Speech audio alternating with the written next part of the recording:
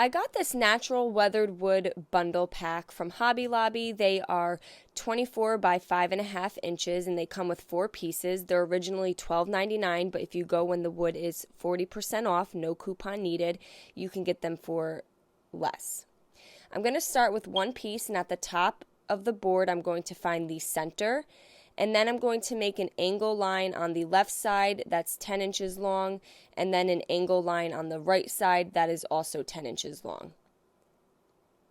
I'm going to take my second board and make one angle line starting in the top right corner and going about 8 inches on an angle.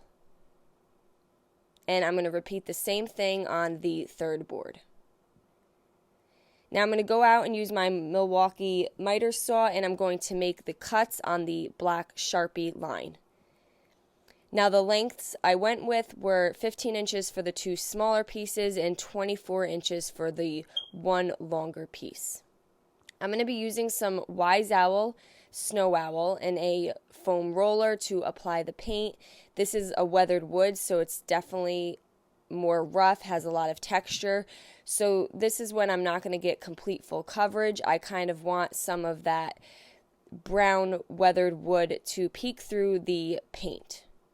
And again, I'm just applying it with a foam roller. Any flat surfaces, the foam roller works really well. You can get them right from Lowe's or on Amazon. And they are just a small cabinet foam roller. I'm going to allow that to fully dry, and then I need to glue these pieces together. I lost my video of me showing that, but I'm basically going to take the large piece and glue it on top of the 2 smaller pieces, and I went about 2 inches in on each side.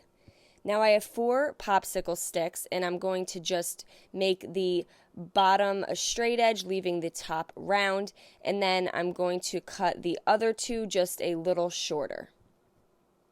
Now, I don't have the exact measurements on these. You can kind of just eyeball it and just make sure 2 are longer than the other 2. I'm using my General Finishes Antique Walnut Gel Stain in a paper towel, and I'm just applying the gel stain to the front of the popsicle sticks. Now, if you know us, we love our gel stain. It's just really easy to work with. It does not have that strong stain odor, and it dries pretty quickly. Once those are dry, I'm going to take the 2 longer ones and I'm going to glue them in the center of the center board. And I'm just gluing them side by side, matching the straight edges up together, and then I'm going to take the 2 shorter ones and glue those on the 2 end pieces of wood. I have this small wreath ornament I got from Dollar General for $1, and I'm just going to glue that on the top center board. And there we go. Now we just have this very easy church decor, and I would love to know if you made the other church leaner that we made a few weeks ago. I hope you guys enjoyed this video. Paint products, tissue paper transfers, and mesh stencils can all be found on our webpage at chalkitupfancy.com. And don't forget, you can also check out other tutorials on our webpage as well. Have a great day.